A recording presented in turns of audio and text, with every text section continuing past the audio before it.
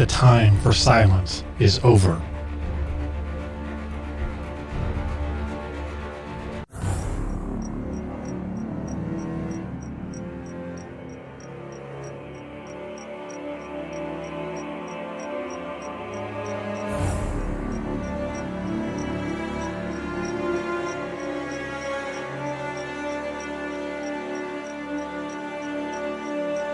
Get rid of the ballots. There won't be a transfer, frankly. There'll be a continuation.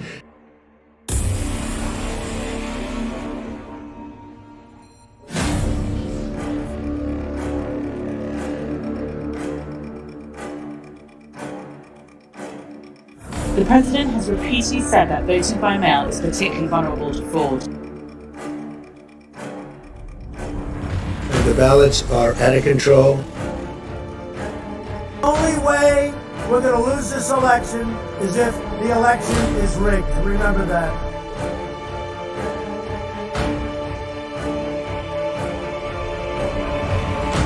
Remember that. Get rid of the ballots.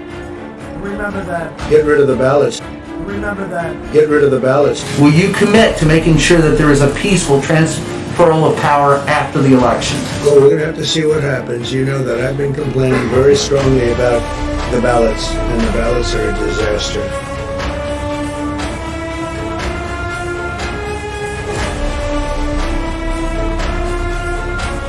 Get rid of the ballots. Get rid of the ballots. Get rid of the ballots. Do you commit to making sure that there's a peaceful transfer of We power? want to get rid of the ballots, and we'll have a very peaceful. There won't be a transfer, frankly. There'll be a continuation. You'll never know who the winner is, but the winner's going to be me.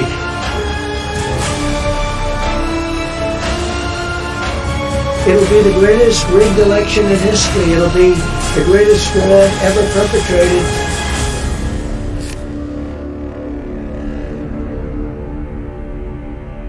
Get rid of the ballots. Get rid of the ballots. Get rid of the ballots. There won't be a transfer, frankly. There'll be a continuation.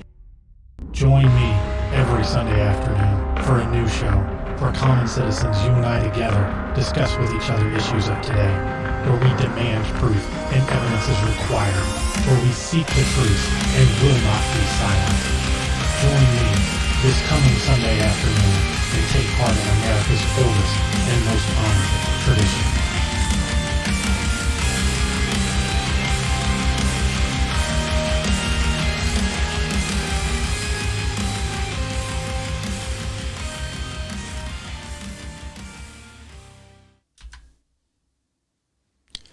Good afternoon and welcome to The Left Speaks. My name is Chris and I'm your host. Happy Halloween for those of y'all who actually got to go out and celebrate anything. With the coronavirus still raging out of control, it made things a little bit difficult. I know it's very difficult to explain to an almost 5-year-old why he can't go trick-or-treating and knocking on doors and taking candy from strangers when the concept of a global pandemic is a little bit above his, comprehension at this point, apparently kind of like our president's comprehension level. Anyway, all the same, it was a fun holiday. We did a few nice things around the house. This is a major concern. I touched on it briefly a few episodes ago when I did the episode on voter suppression. I don't know why it always seems to be Republicans who are against counting votes or allowing people to vote or making it easy to vote. But as you can see, the narrative has absolutely no evidence behind it whatsoever. If voter fraud was a real thing, if you could produce actual evidence showing that it's something I should be concerned with, I'd be right there with you guys. But 491 cases over 12 years across the country is not something I'm concerned with. And when you tell me that you are concerned with it, or when the president says that he's concerned with it, pardon the language, but I'm going to call bullshit. I don't see very many Americans, and certainly not any I would consider sane, that are walking around trying to avoid being hit by lightning. And that's what we're talking about here. You are more likely, as an American, to be struck by lightning than you are to commit voter fraud. Now, I know we're all in the middle of this social distancing thing, but it's not because you're worried that the guy next to you is going to be struck by lightning, I promise. And if it is, maybe you need to go to the doctor for something besides COVID. So I asked myself, since obviously no one is really concerned about this, who knows what in the hell is going on and knows what the evidence is, and I would assume that the president knows, why is he actually concerned about it? What's the real motivation here? What's actually driving this narrative? Because it sure as hell isn't evidence. Unless you're going to be able to convince me and make a convincing argument that 491 cases over the course of 12 years, where you're talking about millions and millions of ballots being cast, state, local, and national, mind you.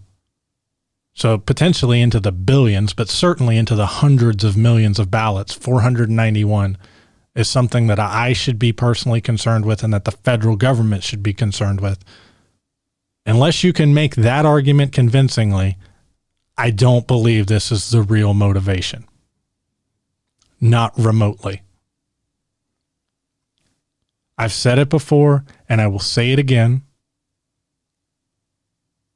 Every store in the world, from Walmart to your local convenience store, will happily stay open for business if they have a 0.00001% chance of fraud or theft. Why are you advocating restricting voting rights?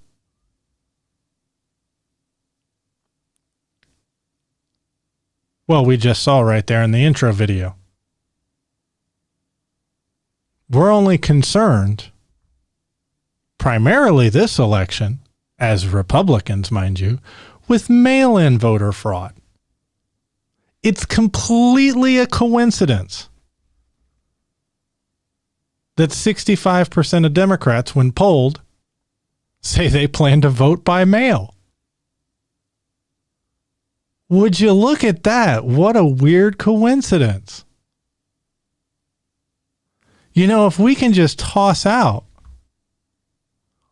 all of those mail-in ballots, or lots of them, we'll be tossing out a whole lot more Democrat votes than we will Republican.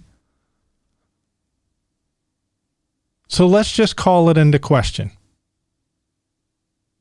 Let's plant this little seed that you can't trust mail-in voting.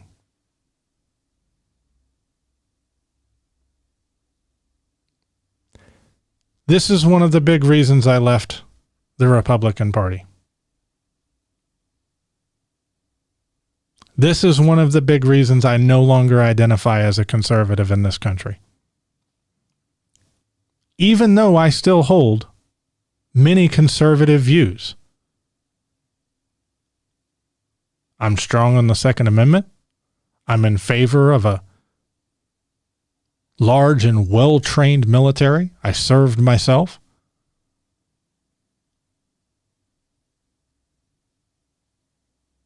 But this country was founded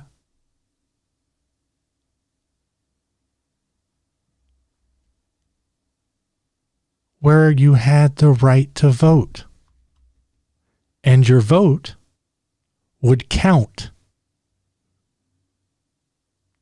And when I see one party, not both, one, consistently trying to suppress that right to vote,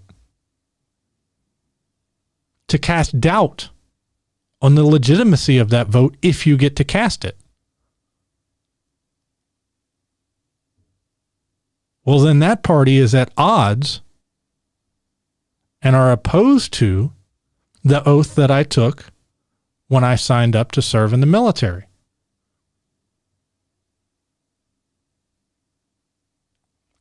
If you are trying to deny or make it difficult for American citizens to vote just because they don't agree with your politics, then you don't believe in democracy. It's that simple. You have now taken a win at all costs, I don't care what this country was founded as, intended to be. I don't give a damn about democracy. I just want to win. That's what you're telling me when you're telling me that you are opposing other citizens, other American citizens' right to vote.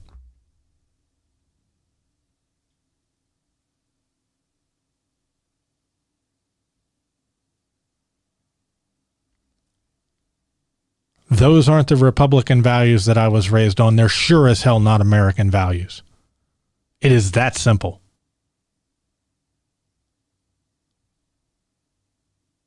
Everybody in this country, every adult that's not a felon in most states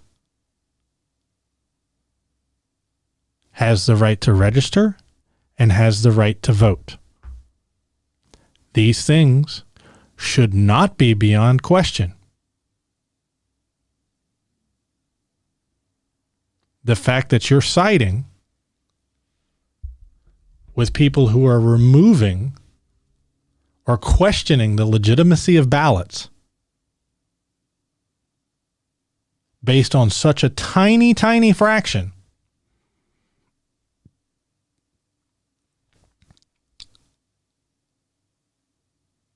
you're at odds with democracy. I'm not. And you need to figure out why that is. If you're conservative and you say you love this country and you can't support the right of somebody you disagree with to have the ability to vote, then I'm going to question whether you love this country or not.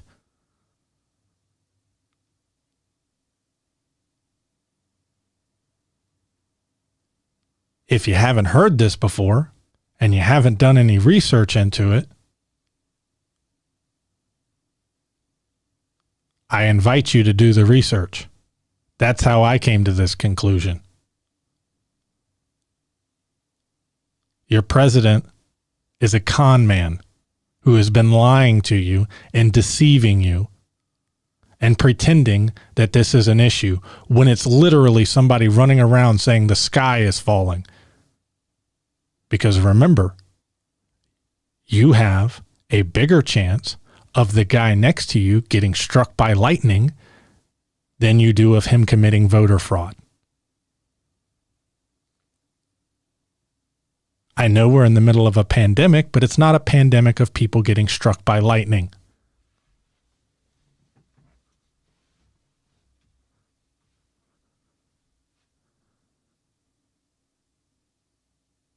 When people say that Donald Trump is not their president, this is what they're talking about. This behavior is un-American.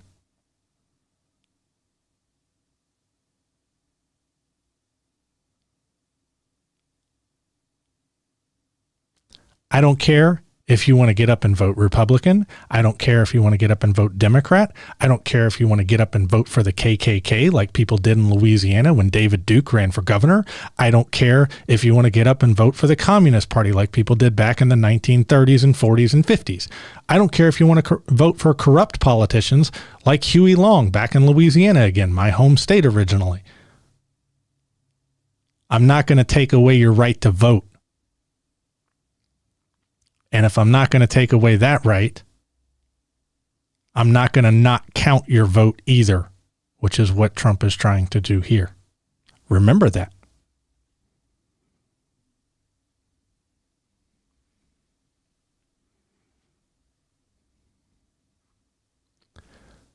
If you want me and others on the progressive left to take this seriously, You need to provide actual evidence.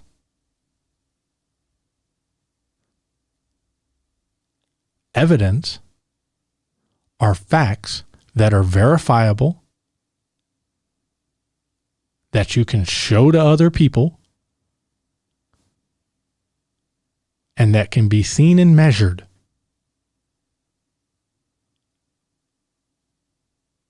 Somebody getting on TV and saying, oh, there's all this voter fraud is not evidence. Show me the cases. Show me the charges. Show me the trial. Show me the convictions. Show me the fake ballots.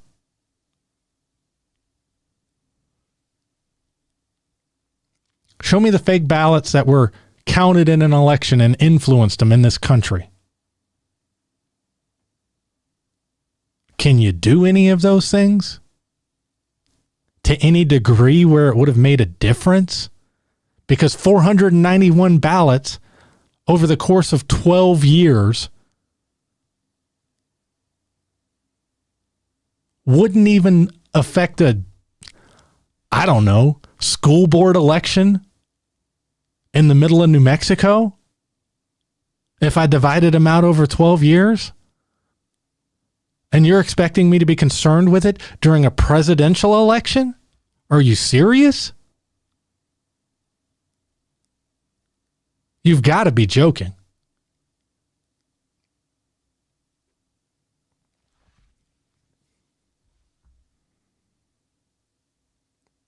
Speaking directly to my conservative friends, you're better than this.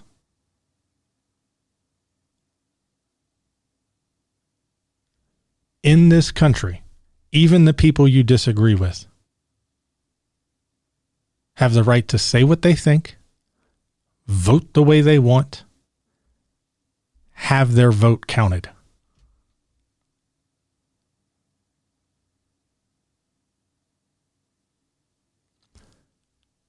The most basic requirements in a democracy. Before anything else. Before freedom of speech. Before the right to a trial.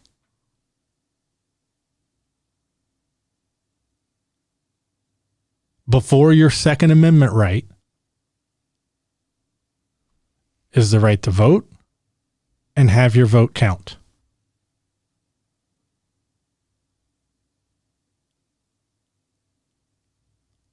Because a dictator of any variety can only lock up so many people.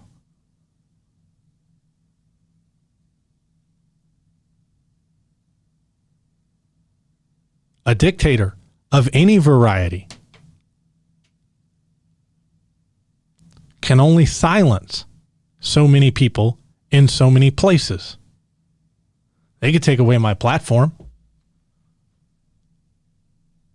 They can't control what I say to my friends in person. They could lock me up. There's still going to be others like me, and you can't lock up everybody. But what you can do is not count the votes of everybody you disagree with. What you can do is take away the votes of everybody who disagrees with you. What you can do is say, like Donald Trump did, that the problem with the election is the ballots, and if you didn't have ballots, there wouldn't be a problem.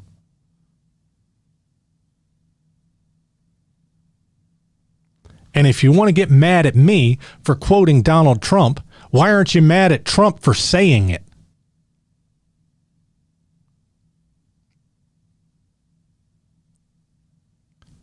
Why are you getting mad at the messenger?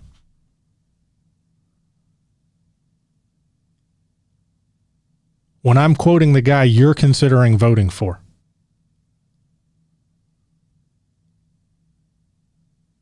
I'm sorry if it makes him look bad. Sometimes the truth can be brutal, but he said it.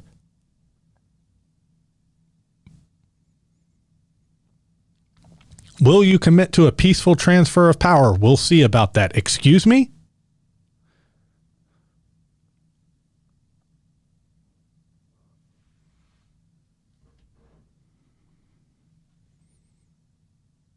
You guys need to take a serious look in the mirror and look at what you are supporting and tolerating. Look at what you're voting for. Look at the behaviors you're endorsing. Look at the undermining of American democracy. The fundamental right to vote and have your vote counted. Why are you consistently on the side of the party that is making it more difficult for Americans to vote and making it more difficult for your vote to be counted?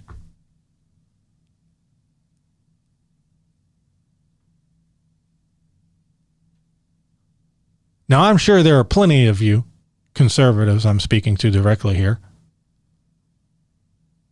that believe that voter fraud is a problem.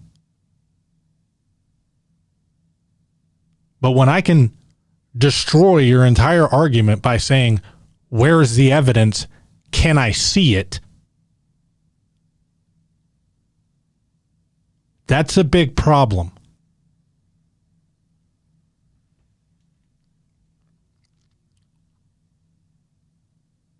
If the police take me to court and say I murdered somebody,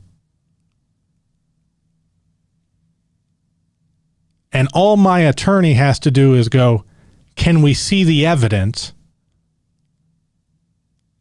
And the police and the district attorney go, well, about that,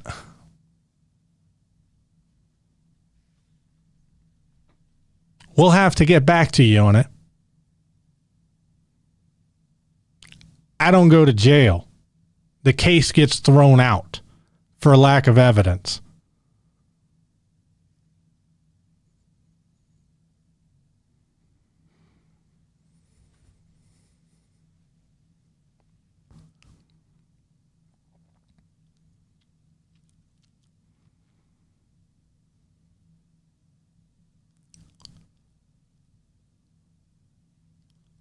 Guys, again, from where I'm sitting, you might as well be telling me that the federal government needs to take serious precautions against people getting struck by lightning, and that we need to invest billions and billions of dollars in putting lightning rods all over the country every 6 feet and space everybody out so it only hits one person at a time.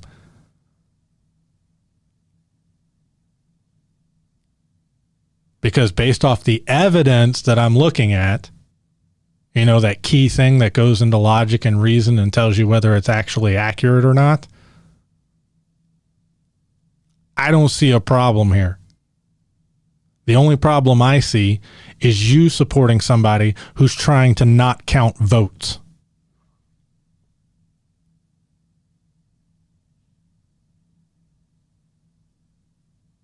And that we have a president who's advocating not counting votes, among countless other things that subvert American democracy, like advocating for violence in politics.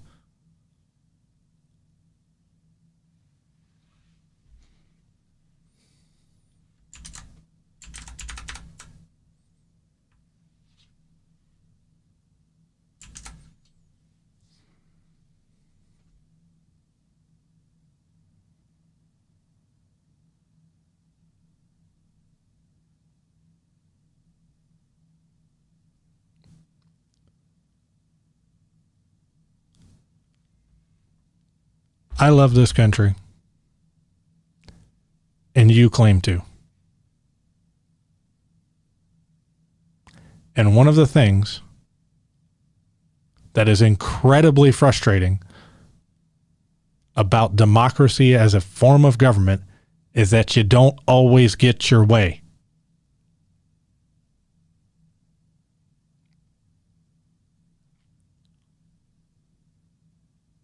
You go out there, you make your case, you talk to everybody around you, and now you talk to everybody online that'll listen. And at the end of the day, sometimes you win and sometimes you lose. But if you start taking away people's right to vote, if you start trying to keep them from voting, and if you stop counting their votes, then you have a problem with democracy, not with me.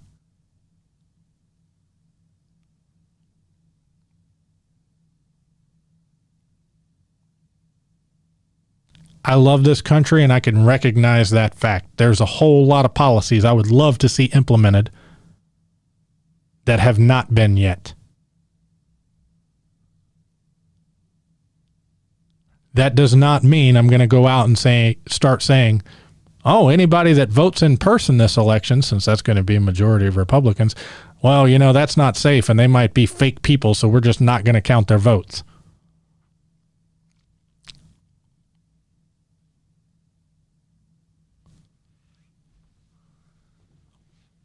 Now, to walk you through some of the evidence that I found.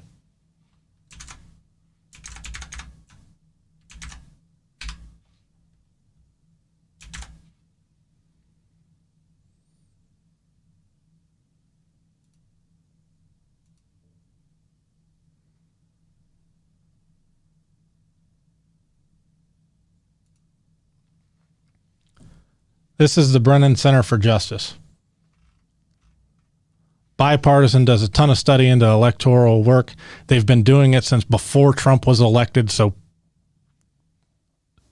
I know your first defense is they're out to get him. They existed before he was on the political stage. Their message has been consistent. The data, the evidence has been consistent.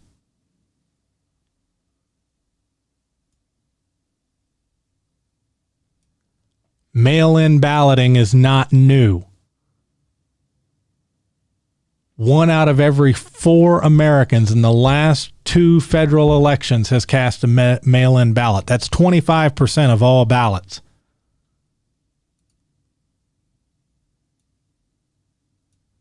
In 5 states, Colorado, Hawaii, Oregon, Utah, and Washington, mail-in balloting has been the primary method of voting. The deep blue Democratic state of Utah. In case you can't tell, that was sarcasm. Utah is about as conservative and red as it comes. Mail-in balloting isn't some brand new Democratic Party idea to come up with to find a way to overthrow the government through fake ballots.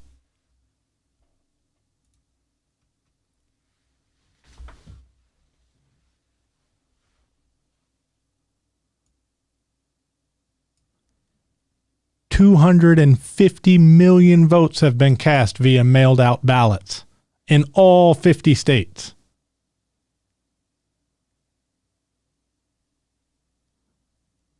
Despite the increase, fraud rates remain infinitesimally small.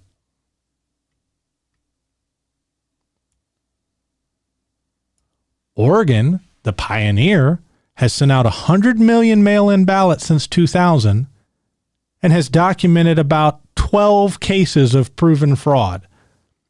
In case you were wondering where I got the 0.00001% number from.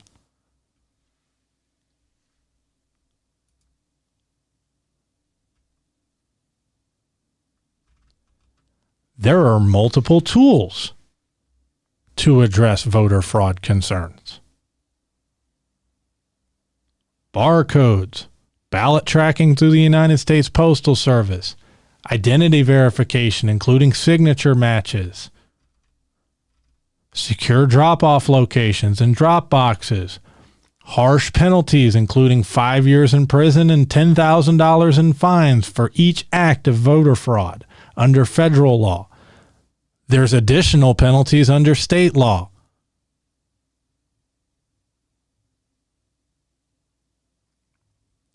If you want to have enough votes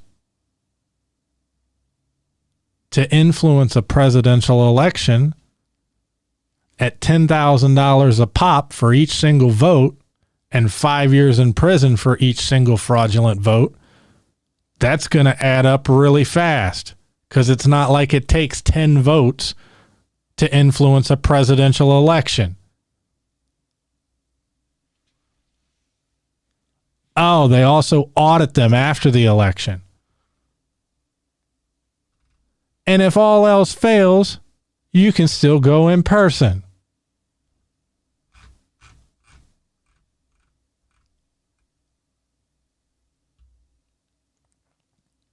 And you want to know how I really know this is all bullshit? Right here. I think a lot of people cheat with mail-in voting, Trump said. Mail-in voting is a terrible thing. I think if you vote, you should go. Not long after he requested a vote by mail ballot for the Florida primary. Such a terrible system, he uses it himself.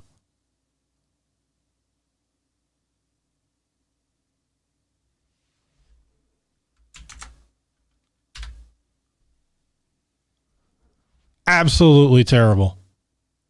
Nobody should use it except President Trump. Are you kidding me right now? Are you serious? Are you still buying this?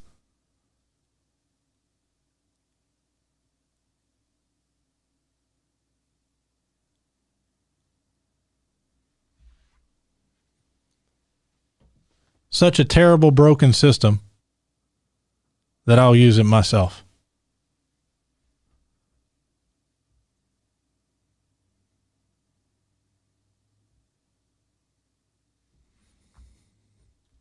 You wonder why people call him a con man?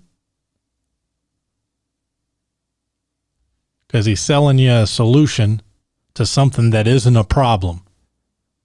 And we know it's not a problem because there's no evidence. Trump hasn't provided any evidence. And he uses the system himself.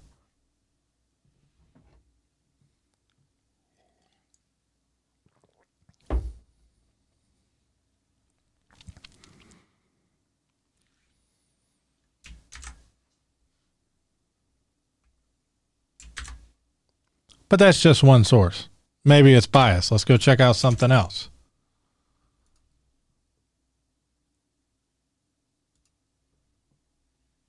Let's go to the Voting Rights Project. National Investigative Reporting Project founded by the Carnegie Corporation of New York.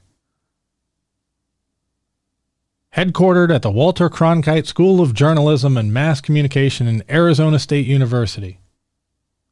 24 different students from 11 universities around the country. Supported by the Hearst Foundations.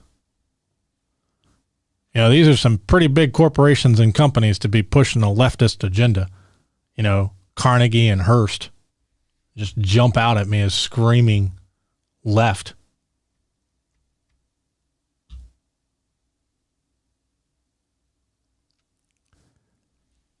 Covered 40 cities, 21 states, 1 U.S. territory, conducted more than 1,000 interviews, requested thousands of public records, and reviewed nearly 5,000 documents. The most ambitious effort to gather, organize, and analyze all reported cases of election fraud in the United States since 2000, building the most comprehensive database of its kind.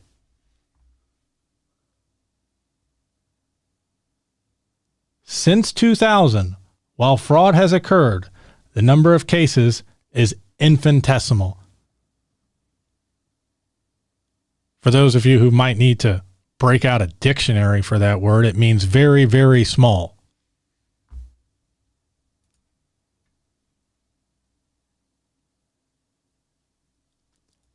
In-person voter impersonation on Election Day, which prompted 37 state legislatures to enact or consider tough voter ID laws, is virtually non-existent. They managed to find 10 over a decade. You got one guy a year that shows up pretending to be somebody else.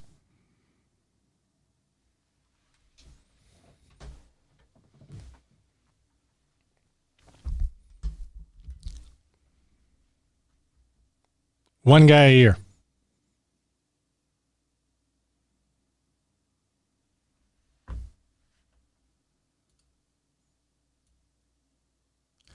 There's more fraud in absentee ballots and voter registration than any other category. Ooh, maybe this will cover what you're saying. The analysis shows 491 cases of absentee ballot fraud and 400 cases of registration fraud. Oh, there's that 491 number we had earlier. Damn it, that doesn't help you. I'm sorry.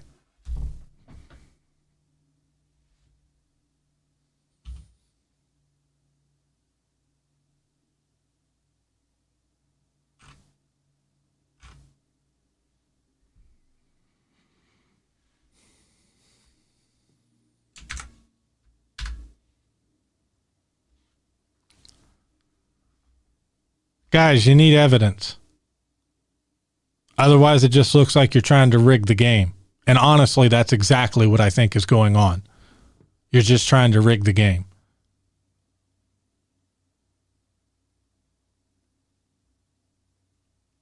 And if the only rule that you want to play by is win, doesn't matter whether we violate the Constitution, it doesn't matter whether we violate people's rights, it doesn't matter whether we live in a democracy or not, the only thing that matters to you is winning. Then quit saying you love this country because you don't.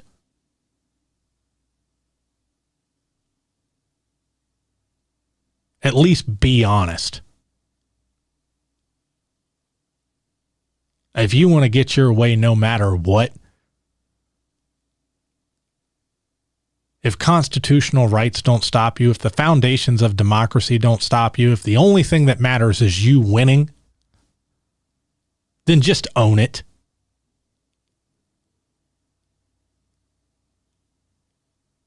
Quit pretending. Because those of us who actually try to look into this stuff, you'd save us a whole lot of time. At least be honest about your motivations. If 491 cases over a decade really concerns you, feel free to call in and make your case why I should give a damn.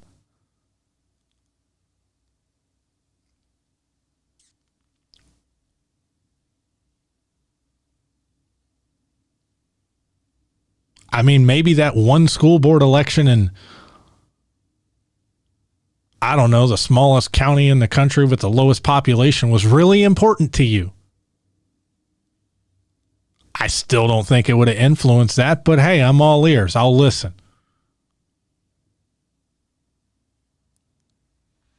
But it's really hard to take you seriously when this is what I get. And when I ask for evidence of voter fraud, when I ask for evidence of mail-in ballots being, trying to fraudulently influence the election, let me show you what I get.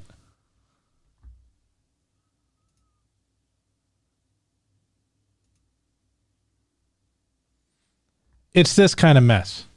We've seen this before, but I haven't gotten anything more updated from any of my conservative friends or anybody on the show or on Twitter or on Facebook or through Google. This is the best evidence I've been given. This is the best evidence for voter fraud being seriously concerning this election that I've managed to find through hours of research. Through hours and days of researching myself and asking others who actually believe that voter fraud by mail-in ballot is a big concern. This is what I get back.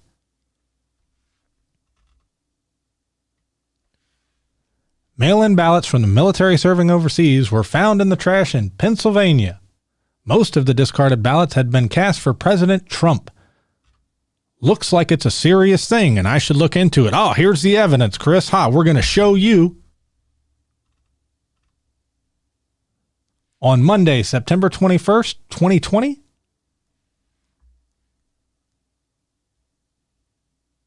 The U.S. Attorney, along with the FBI, began an inquiry into reports of potential issues with a small number of mail-in ballots in Pennsylvania.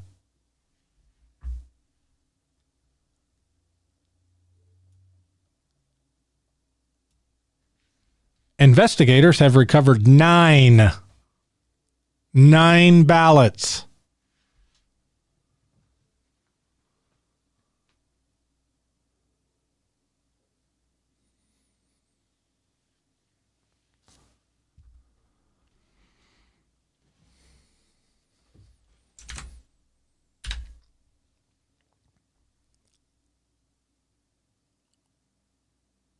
So we got 9 ballots that almost didn't get cast. They were all for President Trump.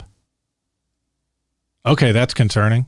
What should we do about it? I don't know. Maybe we should have the police investigate it. Oh, wait, the FBI is already there investigating it. And they were recovered. How much more seriously do you want this taken?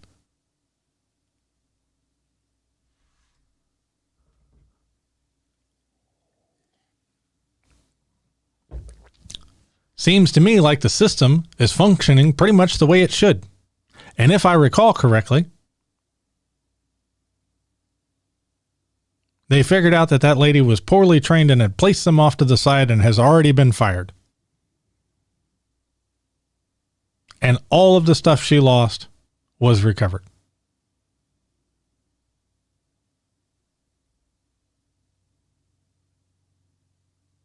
Guys, this stuff is so secure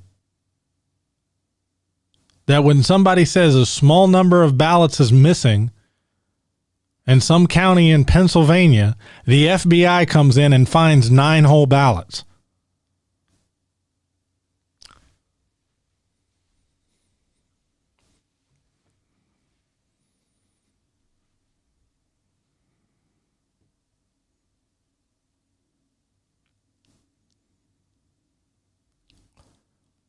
You can murder your next door neighbor and the FBI doesn't get involved.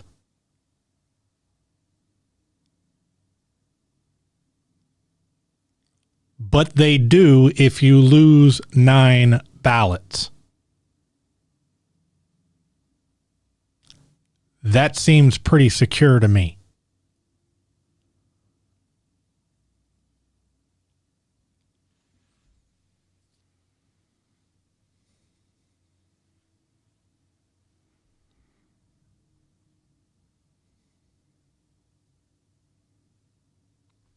Again, you got barcodes on these things when they're mailed in.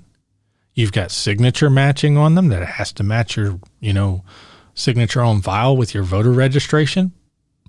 You can track it through the post office in a lot of states. And if 9 of them get lost, the FBI shows up.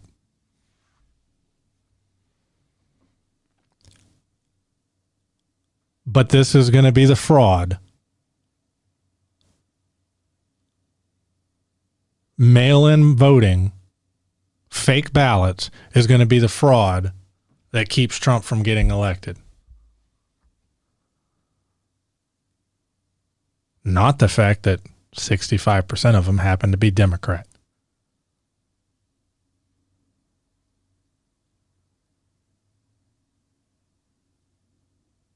He's lying. And I believe you're smart enough to see through it. We'll be back after the break.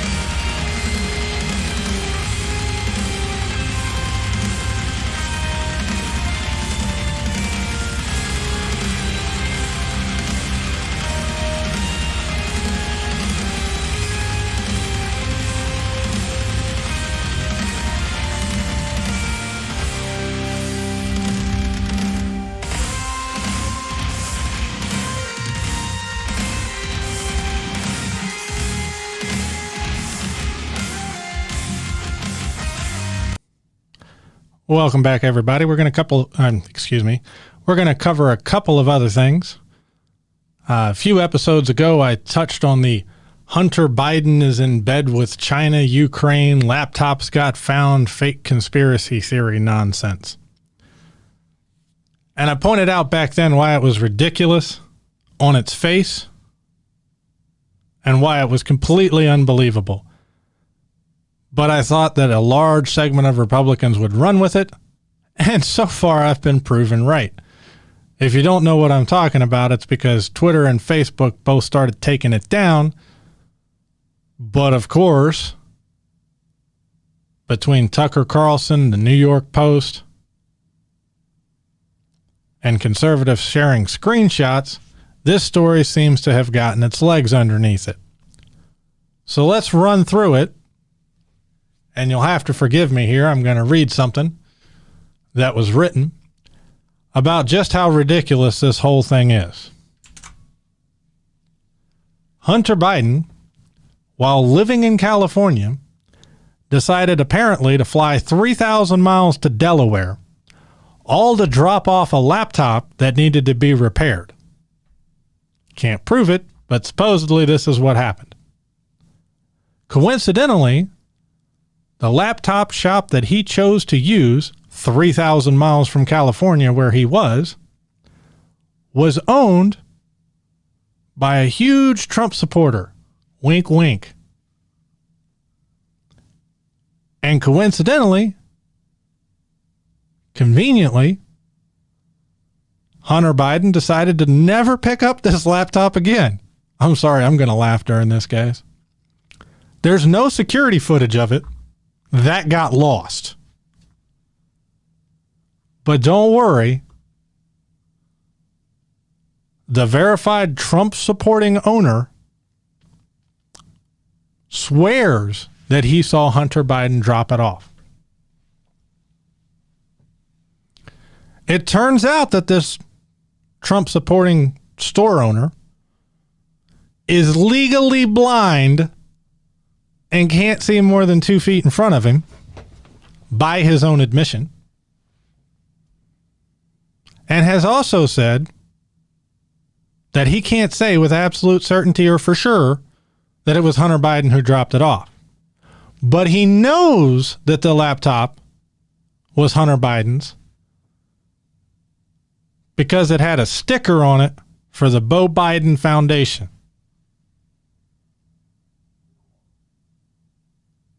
So apparently, if I take a Joe Biden for president sticker, you know, the ones they give away, and stick it on my personal laptop, it's now Hunter Biden's laptop.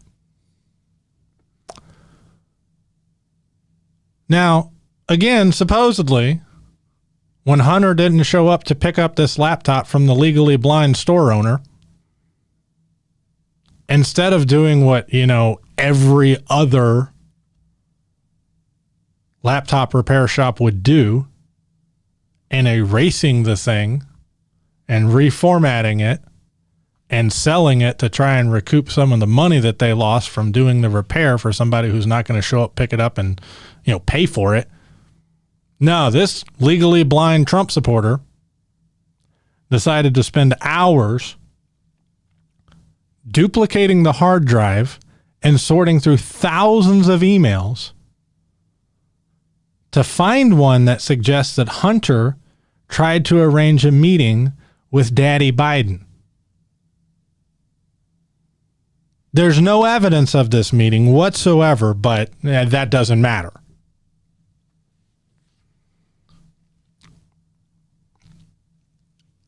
So then this guy, this legally blind guy who identified Hunter Biden from a sticker, a free sticker on a laptop, decides to give this backup, duplicated thing, supposedly, to Rudy Giuliani.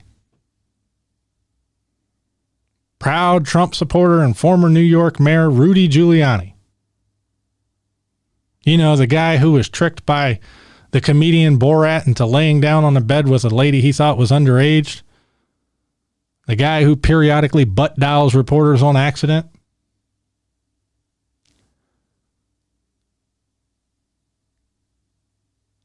Rudy Giuliani somehow has managed to confirm the accuracy of this information, even though the FBI was unable to.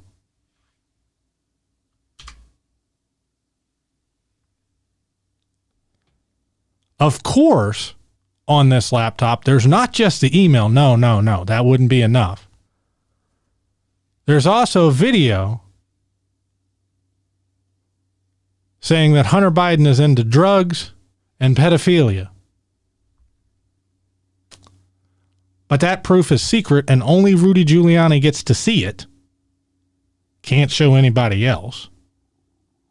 You just got to trust Rudy. Now, you would think, with these being emails, you could just, email them to somebody. But no, Rudy can't do that. Cybersecurity expert who managed to verify what the FBI couldn't even verify can't email him. All we can do is take pictures of the printed emails.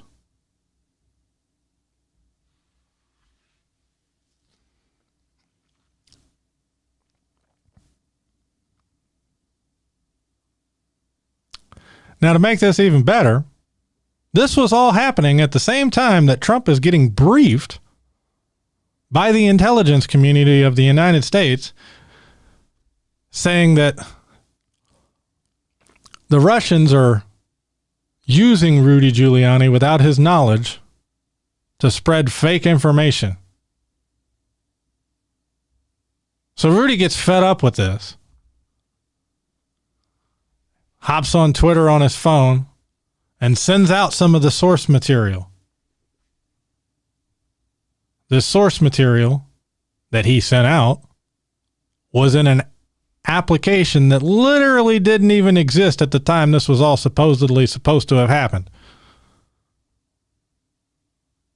So I guess that Hunter Biden traveled forward into the future to use this application and then went back into the past to arrange the meeting, or actually attend the meeting, that there's no evidence of. But believe Rudy. Rudy's telling the truth.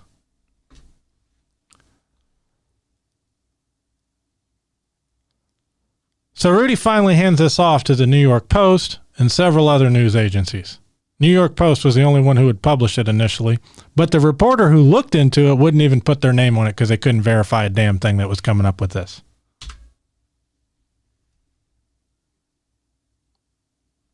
So in comes a guy named Bobulinski, who claims that he met with Biden to discuss a Chinese business deal.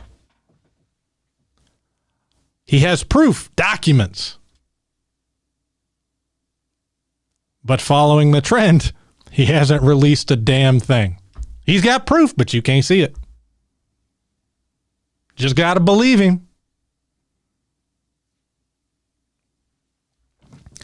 The Wall Street Journal finally publishes the Bobulinski story in the opinion section because they couldn't verify anything either.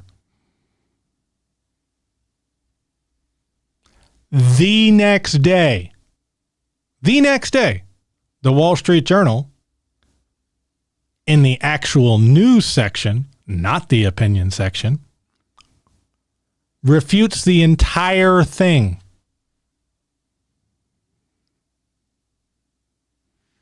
Enter Tucker Carlson, Fox News host extraordinaire.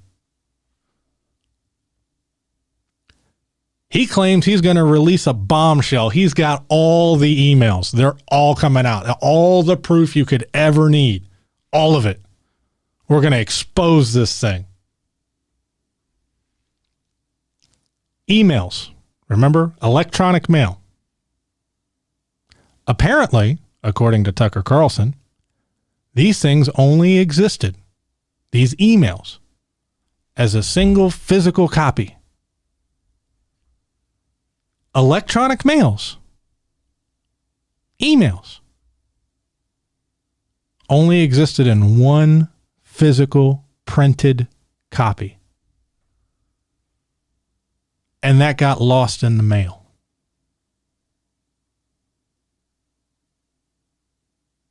When's the last time you ever printed out an email to physically mail it to somebody? I really want to know, because I don't think I have ever done that. Kind of defeats the whole purpose of electronic mail, email.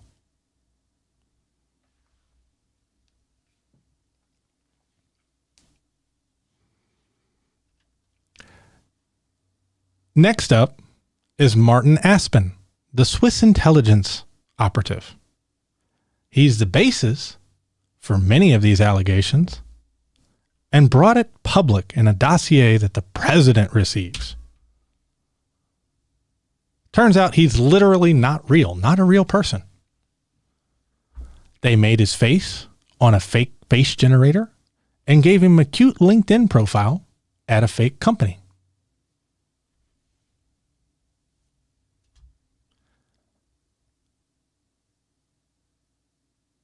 Guys, people claiming to have evidence that they can't release, that's not evidence. People claiming to have evidence that you can't see, that's not evidence. And you already know this because you probably tried it in middle school or high school. The dog ate it. I lost it. I have my homework. It's at the house. None of that worked. Why are you believing it now? It didn't work when you were the student. Your teacher was smarter than this. And so were you. Quit believing things just because you want them to be true. That doesn't make it true. Oh, and now Tucker Carlson has retrieved the mystery documents. We still don't know what's in them. But he thinks we should give Hunter a break and pretend like none of this ever happened.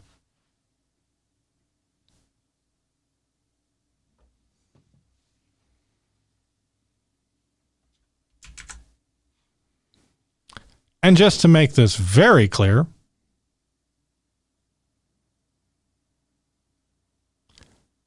Joe Biden just saw this today.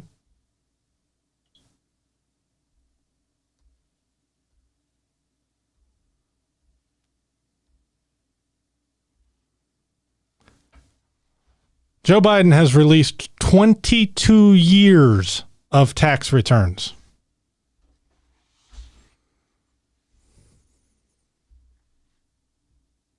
Go find your evidence, because what you got ain't evidence.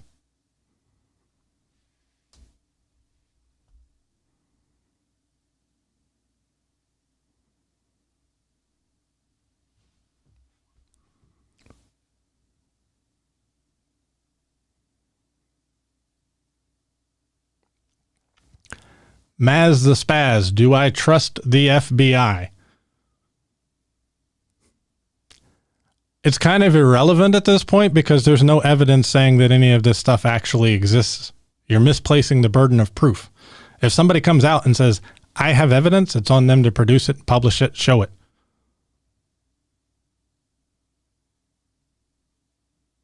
I can tell you I trust the FBI more than I trust Rudy Giuliani, who literally says, yeah, I saw this thing, but you can't see it.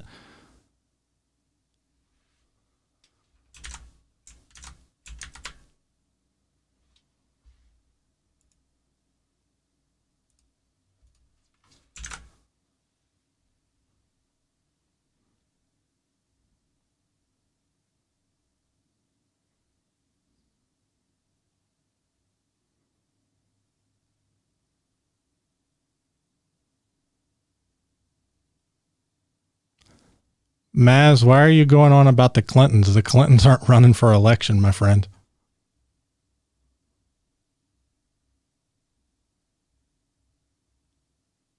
And if you want to claim that Joe Biden is hiding tons of money, then it's on you to prove it. You have to have evidence of this. If I wanted to come out and say Donald Trump murdered somebody, I don't get to just say that. I need to actually provide evidence.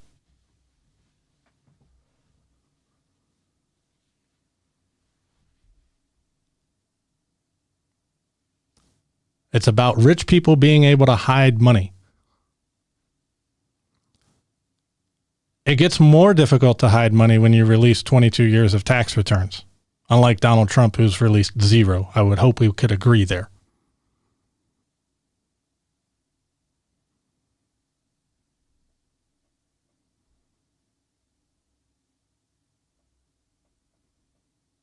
Joe also said he never met the big Chinese businessman, then a photo of them turned up together.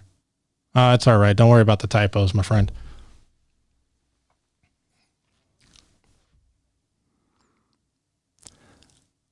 I've met thousands upon thousands of people in my life. There are tons of photos. If you ask me from 2 years from now, if I've had a conversation with Maz the Spaz and I say, I don't think so, and then you go screenshot this, it's not going to be overly surprising. That's not proof of a business deal.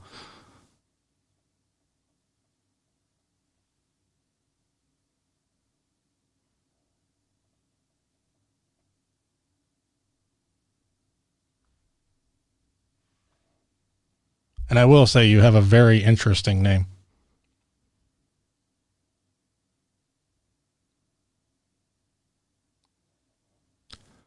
Somebody else stated, people claiming to have evidence you can't see, like the New York Times reports on Trump's tax data. They publish that stuff, and furthermore, Trump could easily prove that it was all fake news by releasing a single page from his tax documents. You know, the bottom one that shows your signature and how much you paid.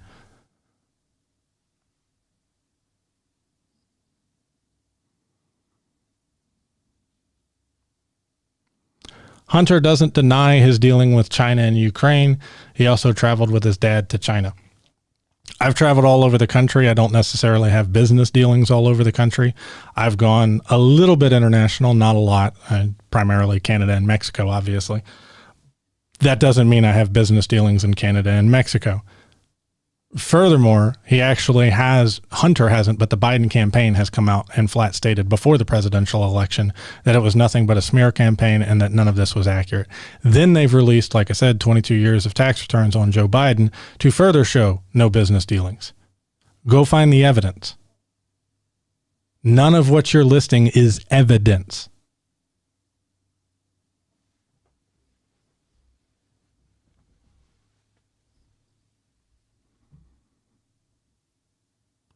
Trump probably has sketchy taxes and uses the best tax lawyers to avoid paying taxes. A year-by-year review would probably turn up irregularities. Okay, so we agree. Trump cheats on his taxes, and if they're showing him would get him caught, then I think it's hard to make the case that he has the best tax attorneys, but that's neither here nor there.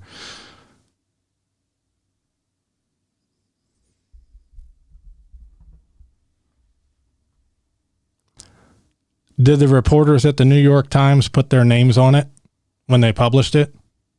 Did it go in the news section and not the editorial section? The New York Times refuses to show anyone the actual evidence. All they have published is their own stories claiming what the evidence shows. Was it published in the news section or was it published in the opinion section? Did it have the reporter's name on it or did it not? Did it go through journalistic review and actually go through an editor, or was it just like a letter to the editor that they didn't have to take credit for? Joe is boring. I am sure his taxes are boring and clean. If by boring you mean legal, then we tend to agree.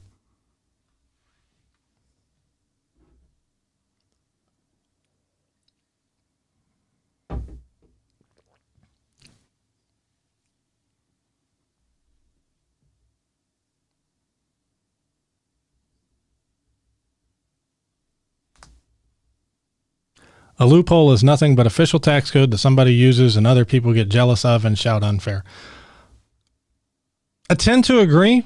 I think you should close the loopholes, obviously, because I'm not in favor of anybody cheating their way out of taxes, out of paying taxes. But hey, I understand. That being said, if it was legal loopholes, again, why not just release it and you solve the problem? You're over here seemingly, I don't want to put words in your mouth, supporting the Hunter Biden, Joe Biden conspiracy to have business dealings with Ukraine and China based off a photo with one guy one time and Hunter Biden not saying anything during the middle of his father's presidential campaign. You know, to me, that's perfectly understandable. You wouldn't want to detract from the actual campaign and get wrapped in the smear stuff. And then making excuses for Trump's lack of tax returns. I don't see it.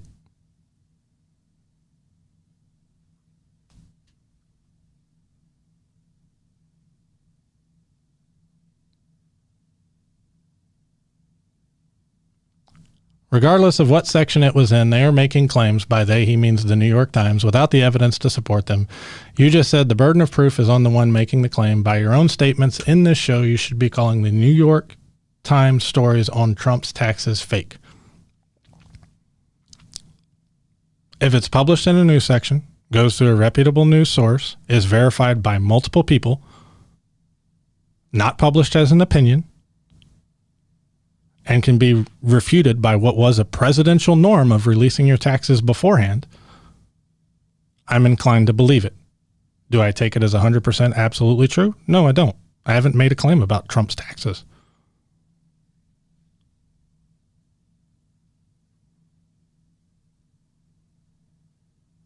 It appears that whether or not you demand evidence be published and verified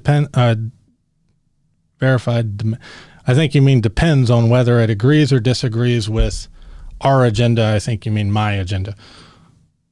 No, again, I'm not making a claim about Trump's taxes one way or the other.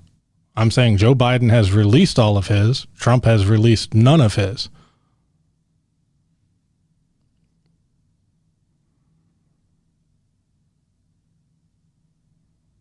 Yeah, I think I caught that where it said your agenda and you said our agenda, and I think I said your.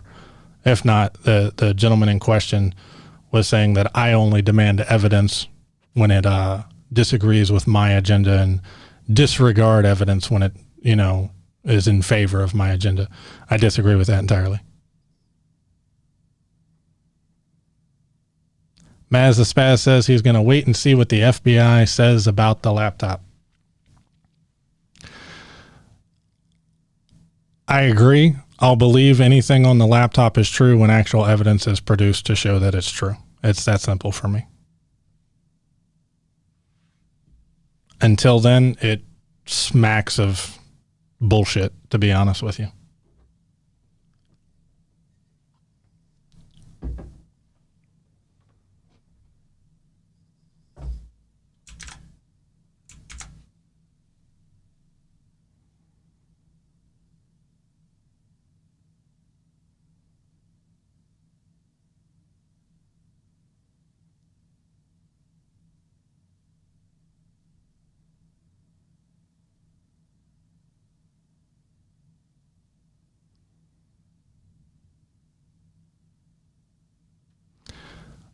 All right, I guess that wraps up that conversation for a minute. Last thing I'm going to touch on.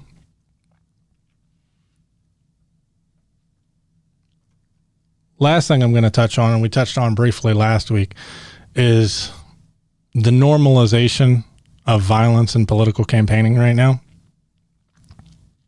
which is obviously concerning to the fair running of a democracy or the actual functioning of a democracy.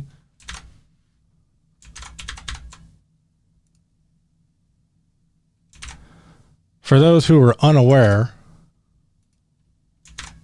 I believe it was yesterday, Biden campaign bus was traveling through Texas, and this is what occurred.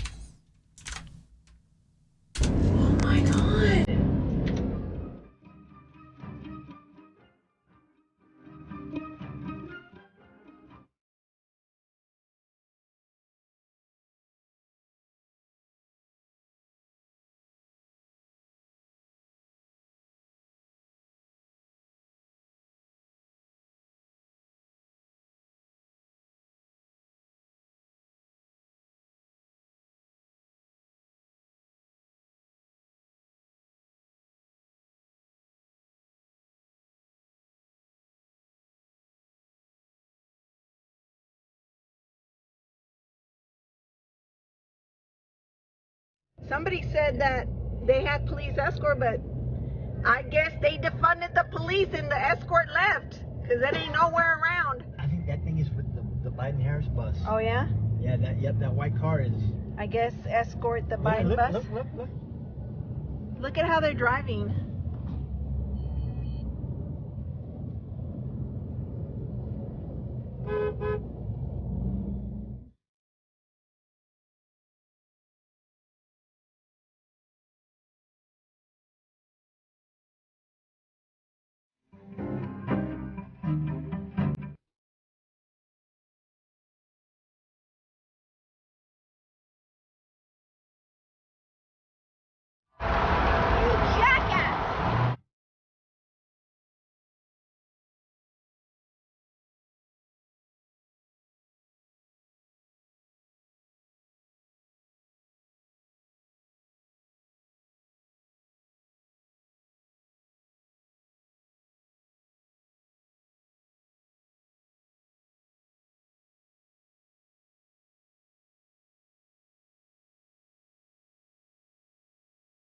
We're in New Braunfels, Texas, and we are welcoming Kamala Harris with the New Braunfels Trump Train!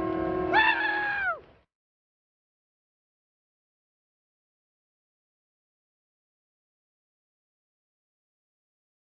Funniest thing I've ever seen, man. They're like chasing him. This is in New Braunfels right now. And they're like, they got, look at this. They're like literally escorting him out of town. We're just following the Trump train that is following the Biden bus. There's some Trump supporters that have showed up behind the Biden-Harris bus that has been traveling all over the country. I'm calling you, lady. Your little Biden-Harris side is not going to do anything. They're lying to you, and you're a sheep. You are a sheep. You're a sheep.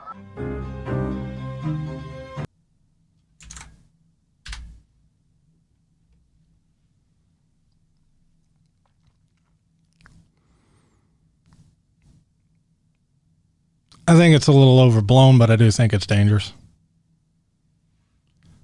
And then Trump coming out in support of it and encouraging more of this kind of behavior, as he tweeted today, is inappropriate. People have a right to campaign. If you want to set up a counter protest across the street, hey, more power to you. If y'all happen to be traveling on the same highway, hey, more power to you. Trying to box them in is a little bit beyond what I'm comfortable with.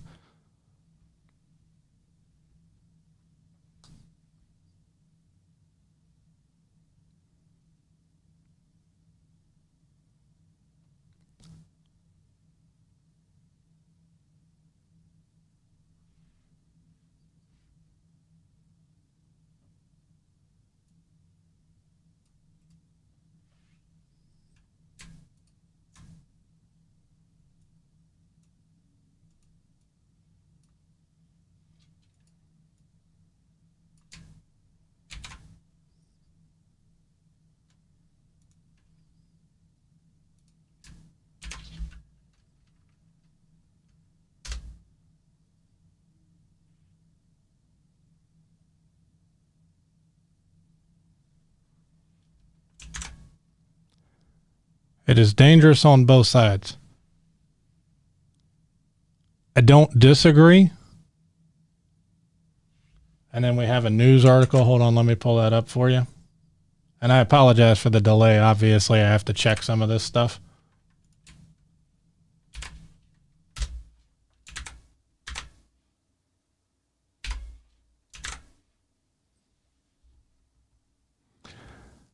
Antifa and BLM activists and violent scenes clash in San Francisco. Did Biden tweet out support for this specific action and I missed it? If it was just one Yahoo in Texas wrecking somebody else's car because they were trailing a bus too fast and both sides were trying to push each other out of the way, hey, idiots are going to be idiots on either side. The problem I have is with Trump encouraging the idiots.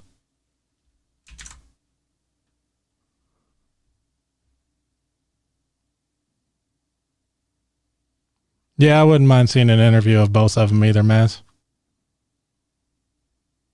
Maz, I don't find Antifa to be an organization. I mean, can you point me to the leader of Antifa and show me where to sign up? And if it was as an organization that is opposed to fascism, a bad thing? I mean, you do realize the entire U.S. military in the 1940s was Antifa by that definition.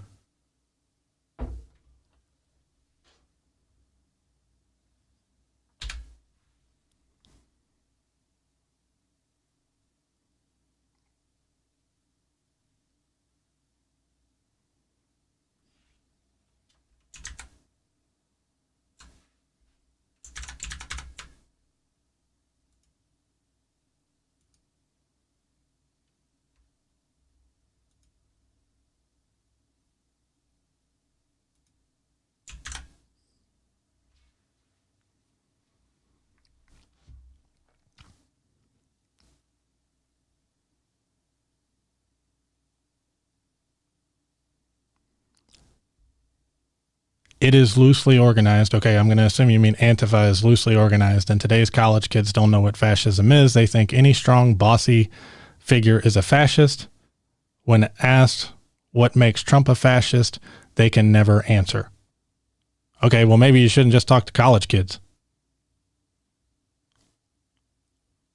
It's loosely organized. Okay, we agree there. Point out to me how it's an organization. How can I sign up, join, go to meetings, et cetera, et cetera, et cetera?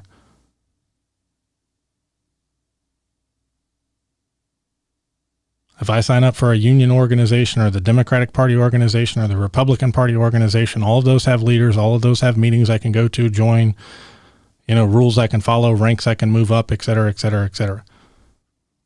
As for what makes Trump a fascist, I don't necessarily agree that he's a fascist per se. I do think he has no problems with those who are encouraging fascism. I don't think he has a problem encouraging violence in politics. I don't think he has a problem advocating against voting rights for those who disagree with him. I don't think he has a problem with locking people in camps on the borders because they don't look like us or because they're not us. I don't think he has a problem using the police or asking the military to clear a way for him through what was a peaceful protest so he can go take a photo op using tear gas and batons.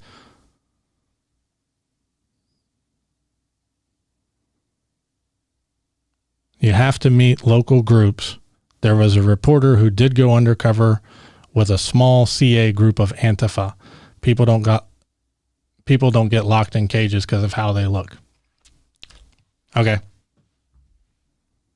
Show me all the white people in the cages. Okay, so if I have to meet local groups, how is it overall an organization? You can't point to a national organization?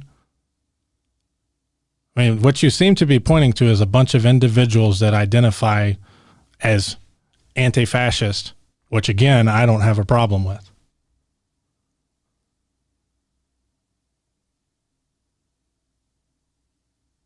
Not a lot of white people illegally crossing the border. There we agree, which is why I said we locked up a bunch of people that don't look like us.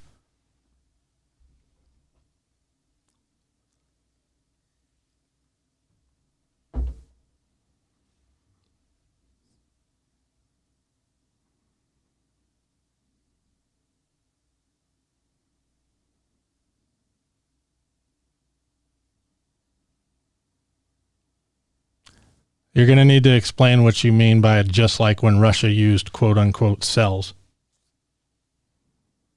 Small clumps of operatives. Okay, so here's the big difference in what you're missing.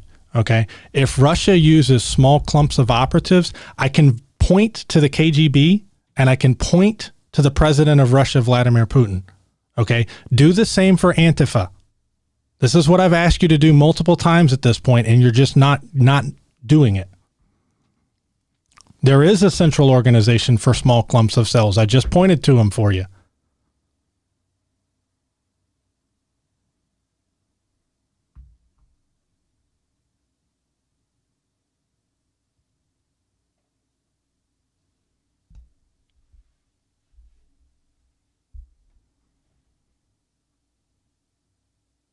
Because what you're describing right now is a bunch of people who are opposed to an ideology, who happen to think the same. But that doesn't make it an organization.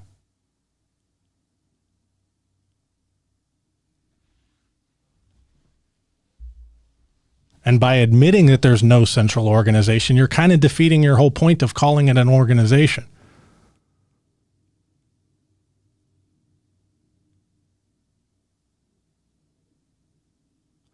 We normally don't know the head of cells or even know that a head exists. We know years later. And I'm going to go with we know many years later. With the internet, you can cause a flash mob with no real leadership. Well, then that would make it not an organization. It would make it a bunch of people who show up that happen to agree with that goal. A flash mob isn't an organization. You have to have organization to be an organization. It's in the word. Again, with the example you provided with Russian cells of operatives, I can point to the people in charge. So pick a different example. And a flash mob to me does not count as an organization remotely whatsoever. It's not even organized. It's a mob. Those two things are opposed. Words have meanings. They all showed up masked with bats and Molotov cocktails. That doesn't make an organization.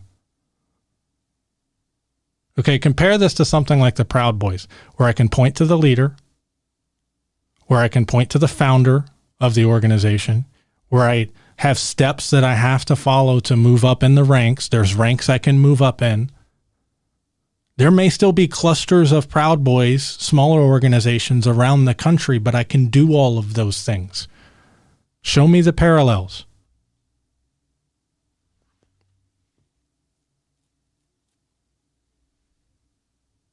So the Proud Boys run a traditional organization. You're conceding that. And you're asking me to create a new word for things between an idea and a traditional top-down organization. You haven't proven that it's anything more than an idea yet that people show up to support. That's the problem. I don't need to create a new word until you do that.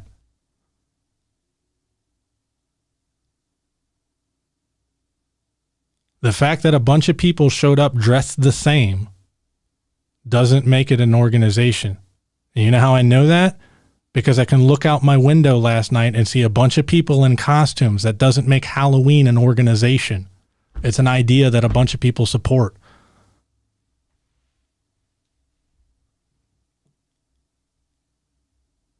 They also happen to all do it on the same night, all around the country in loosely organized groups.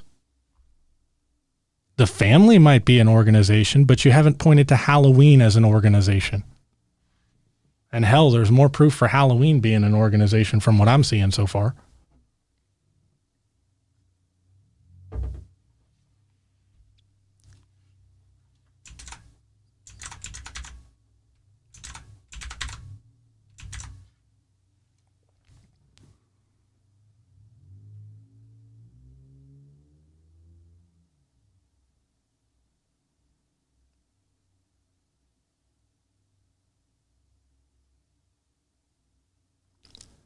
Then Antifa activists are the same as trick-or-treaters, but they burn down your house instead of ask for candy. Okay, so you're at least conceding that it's not an organization now?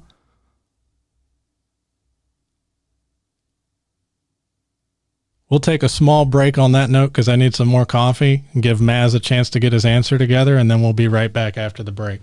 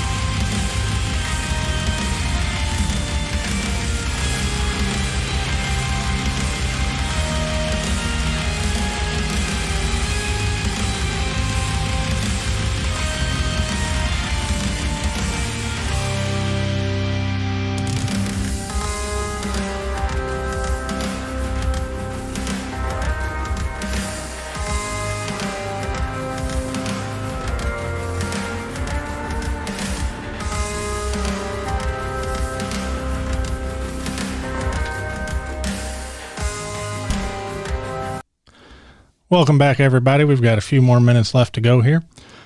Jumping back into Maz. Maz and I were talking about whether Antifa is an organization or not. He's already conceded that we'd need a new word for things between the concept of an idea and a traditional top-down organization. That the Proud Boys run a traditional top-down organization, unlike Antifa, which is not top-down. And then I'm waiting on an answer to how Antifa is a organization any more than Halloween is, where a bunch of people show up in costume and participate with an idea they happen to like, but it's an unorganized affair at a large level.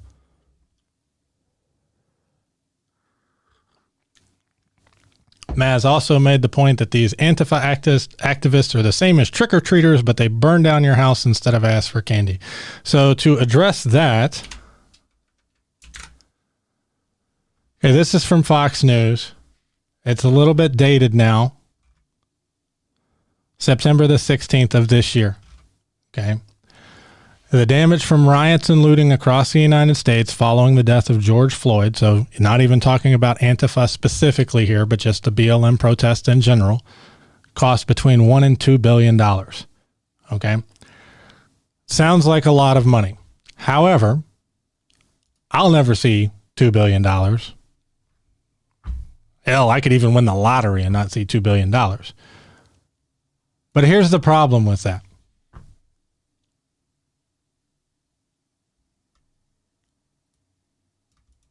Walmart loses, on average, if it has the same shoplifting rate as every other retailer out there, nationally, $4 billion a year. Over twice what the riot and looting damage supposedly was.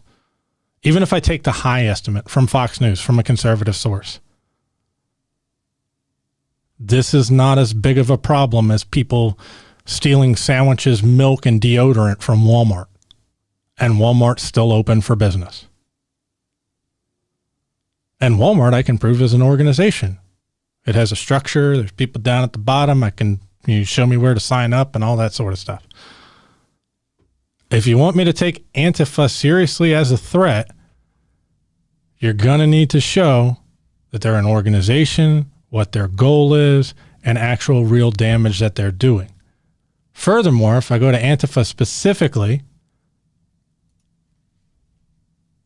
the Wall Street Journal, that liberal rag, the Wall Street Journal, defines it as a loose network of groups and people that gained prominence after the white supremacist Unite the Right rally. It has no central leadership or structure or formal membership. Coordinates anti-racist activism on an ad hoc basis. So in other words, people just randomly show up and say, hey, I agree. If you're here against fascism, so am I. Let's work together.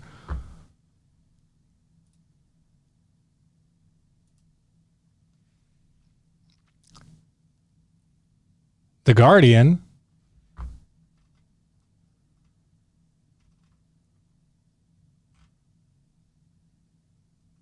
more than 3 months old. Apologies.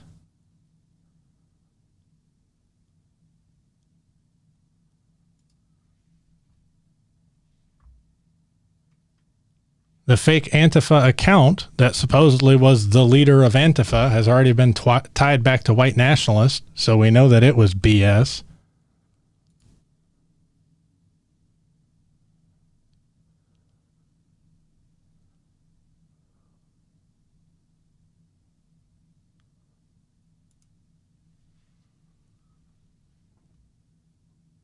From Britain, so trying to be as unbiased as I can, there were 4,700 demonstrations happening in the United States over BLM in at least 1,360 counties, 40% of the United States. I don't see the entire country on fire. I don't see people knocking on everybody's doors and burning it down. And I certainly don't see it in like almost half the country.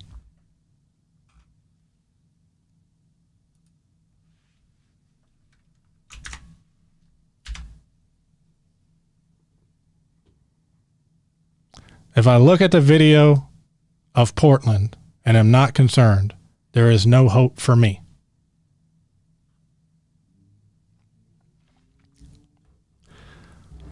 From what I've seen of the violence in Portland, the Portland protests were confined to a small number of city blocks, like less than 5, if I recall correctly off the top of my head, but I'll do some research into it for you next week. Do I want to see buildings burn down? No. Do I think that having to file insurance claims on less damage than Walmart loses from shoplifting is a reason to suspend constitutional rights to protest, right to assembly, and right to petition the government? No, I don't remotely think that those two things are anywhere near the same level. If people were setting my city block on fire, I would be more concerned.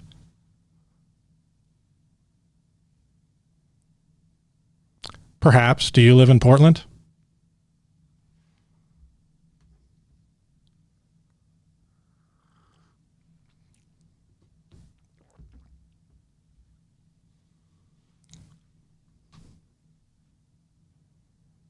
Okay, so you don't live in Portland. Well, it does if your point, since viewers can't see the chat, he said it doesn't matter. It does because your point was if people were setting my city block on fire. The point is there's been these protests, Black Lives Matter protests, in over 40% of the counties in the country. So basically 40% of the country. They're not setting the majority of the country on fire. So you said if I live there, well, you don't live there, so it shouldn't be any more important to you either.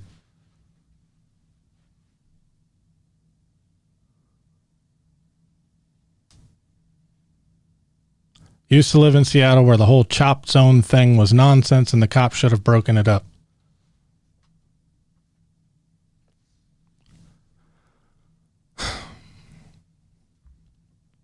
Why break it up when you can let it burn itself out on its own? I don't see a point in cracking heads unless you absolutely have to.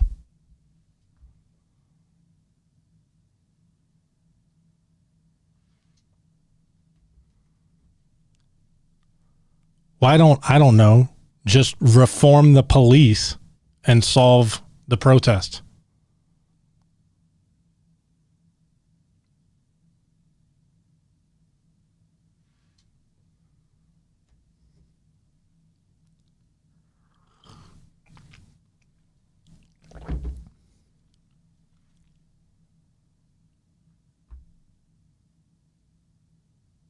I think it does matter when Americans are setting other American stuff on fire. I tend to agree with you. It doesn't remove the right of the vast majority of protesters, because even you've admitted that this is not occurring in 40% of the country, which is where the protests have taken place. It doesn't give you the right to suspend their constitutional right to peacefully assemble.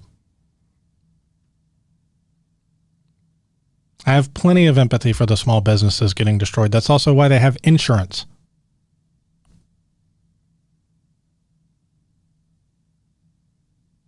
I also have empathy for the people who died due to police brutality.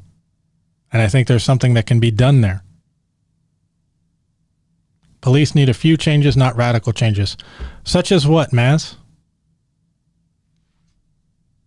Suggest some changes for me. Maz, if 40% of the country isn't on fire, you don't get to clarify peaceful protests, because that's obviously what I'm referring to. These protests took place in 40% of the counties in the United States of America. The vast majority of them were obviously peaceful, or 40% of the country would be on fire. Insurance is not the answer. Okay, you said police need a few changes, not radical changes. I'm asking you specifically what changes you would advocate for. Maybe we can find some common ground here.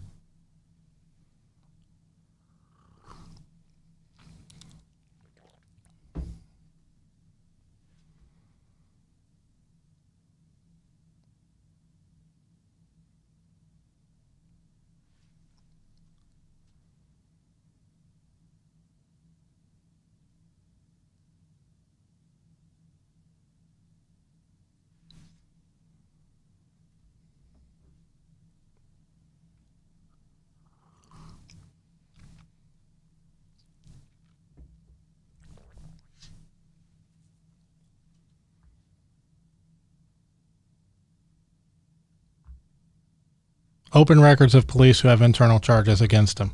Unions have protected records for too long. There we agree. I don't think that's enough, but we agree. Ability to fire cops without union protection. I'm fine with unions. I think the issue is that they need to be prosecuted outside of their current chain. If I'm the district attorney of the city of Baton Rouge, right, I have to work with the Baton Rouge Police Department continuously.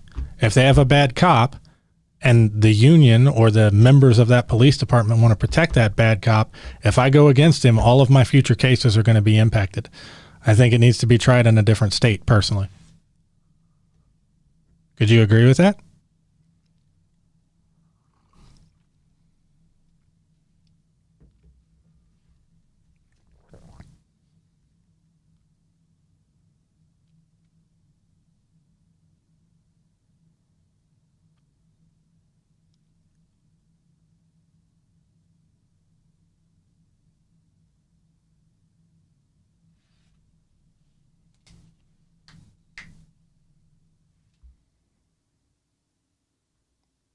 The number of unarmed deaths at the hands of cops is super small compared to the number of interactions between cops and civilians each year. Yes, charge outside their area. Okay, so we agree on that one. Okay, my next question, to see if we can again find some common ground. You're in favor of open records of police, and for unions having protected those records for too long. So I'm going to assume that, like me, you find it an issue that a cop can be fired in the city of, I don't know, Amarillo, Texas, right? And then move to Dallas, Texas, be with a completely different police department, and Amarillo doesn't release his records, so Dallas hires him because he's got 5 years as a cop, and Amarillo doesn't release anything.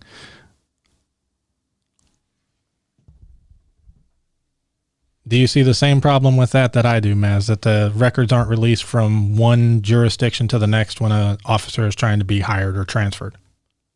Hired would be the correct word. They don't transfer.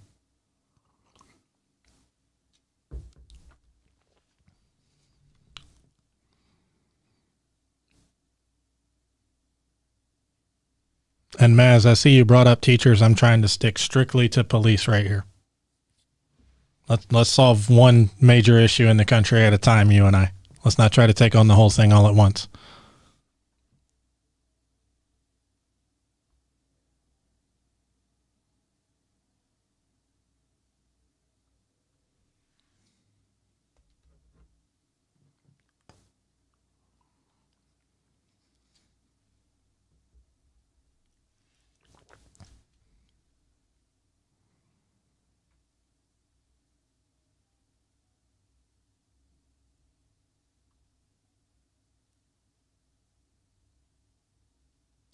The new department should have access to all records. Depending on charges, there may be a period of time off and re-education.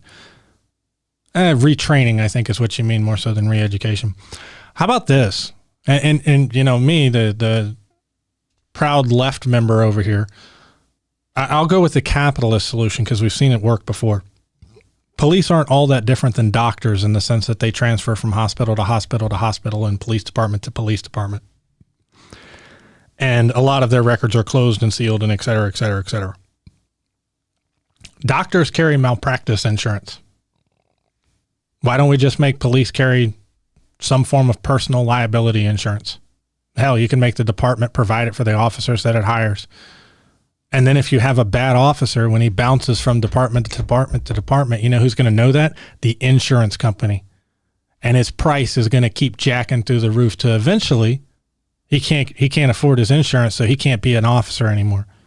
If you've got one guy that has constant complaints against him and they have to keep paying up to settle him, he'll get unhireable nationwide very fast. See, that's a capitalist free market solution. What's to hate?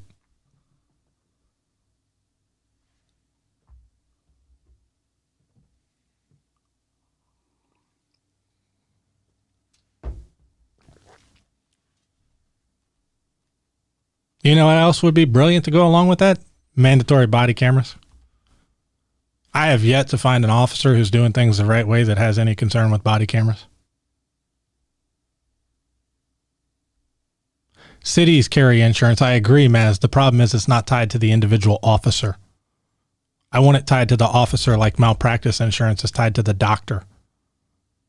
Because if I have a doctor who keeps jacking up surgeries, they'll get rid of him. That person won't be insurable anymore. And if I have an officer who keeps jacking up arrests, I don't want them insurable anymore. And if you require them to carry insurance to be employable, then that gets them off the force.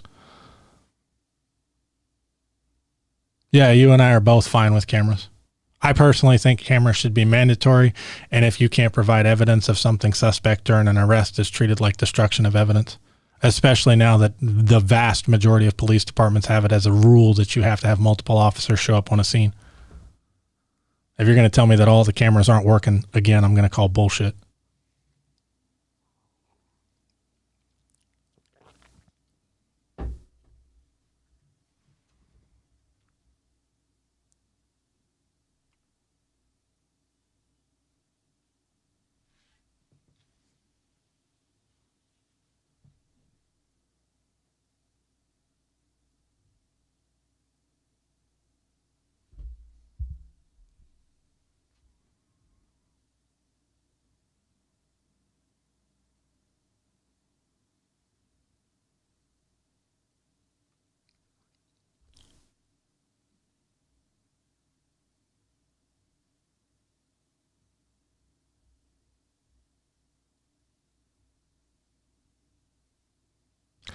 I am not sure how you can make news people play whole clips instead of a few seconds of video without showing what transpired before.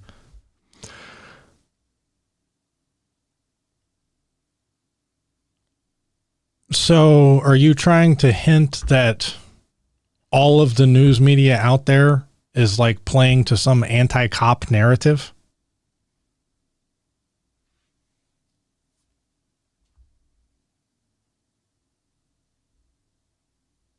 I mean, we can take the George Floyd thing, for example.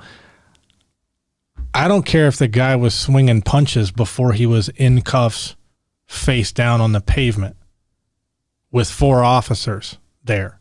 At that point, he's under control. You have no need to sit on his neck or kneel on his neck. So you think the media does like an anti-cop narrative in 2020? And not that there's actual police problems.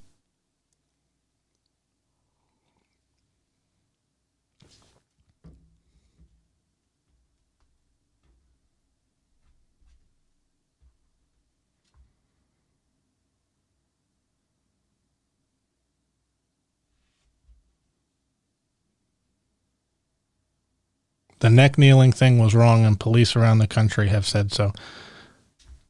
Some, not all, some citizens, I would venture to say the majority of citizens agree with you and I, not all.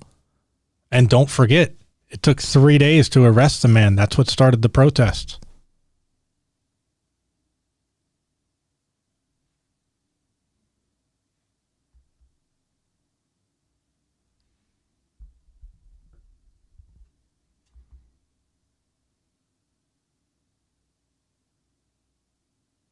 George was no innocent either, and I see people pretending he was. You have a constitutional right to a trial, a public trial. That doesn't mean that somebody gets to execute you in public because they're wearing a uniform. It's irrelevant whether he was an innocent person or not. Once he's in cuffs, handcuffed on the ground, and in control, at that point, you have no right to execute the man.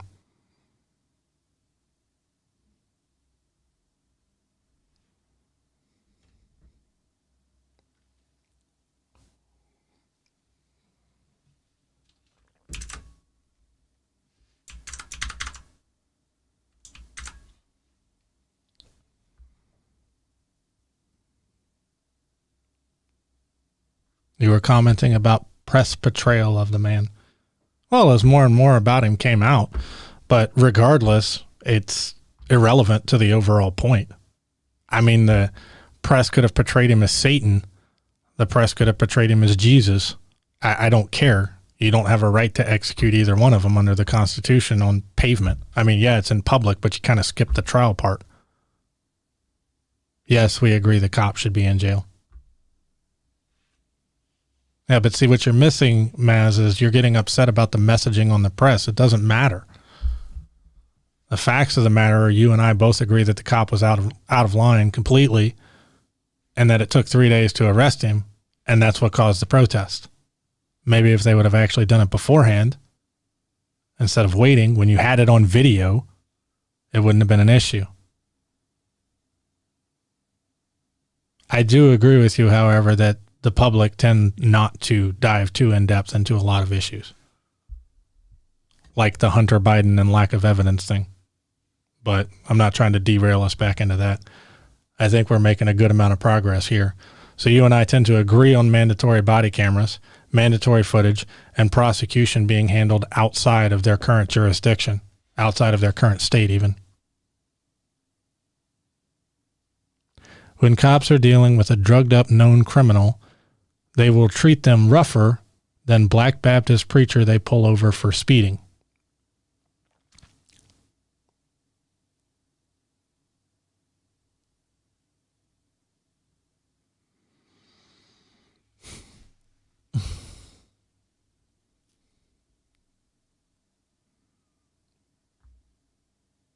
That doesn't mean that you get to execute people, Maz.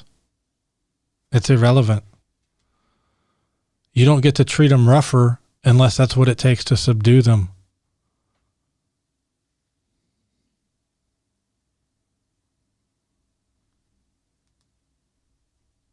But I am also for large leeway of cops resisting suspects roughly. So you're in favor of cops having the freedom to handle a resisting suspect roughly, if I understood that correctly. Again, you agreed that the neck kneeling was too much. There we agree. But cops don't have a constitutional right to beat a known criminal. Period. Full stop. Cops don't get to met out justice. They are supposed to bring people to justice,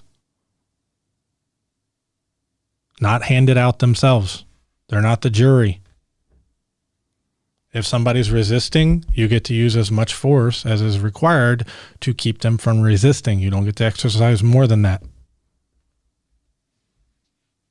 However much force a suspect uses, a cop can use 2 or 3 times that force back.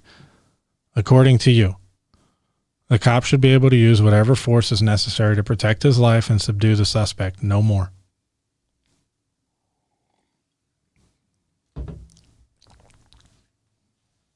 Just like Israel's policy of when Palestine launches rockets, they send twice the amount back. How's that working out for him? Doesn't seem to be to me.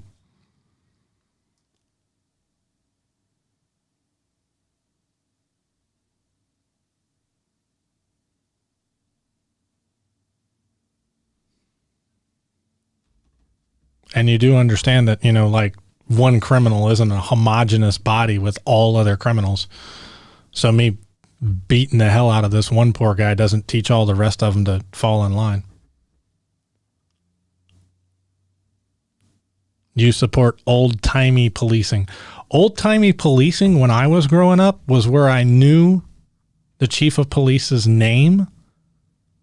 And if I did something stupid as a kid, I wasn't arrested, but I had to chop wood in his backyard. That's old-timey policing. This isn't that.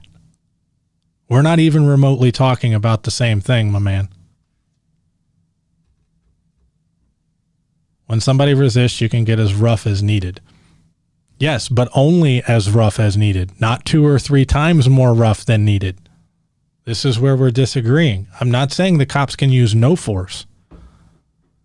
I'm saying when they use excessive force, they need to be prosecuted for it. The same way I would have been when I was in the military if I'd used excessive force. You have use of force guidelines and you're expected to be a professional and actually, follow them.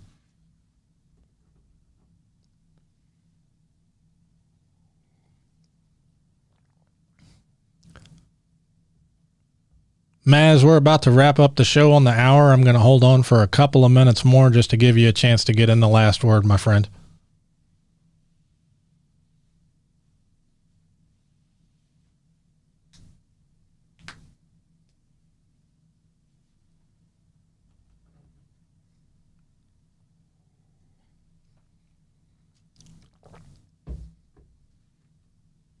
If that's your last word, let me know.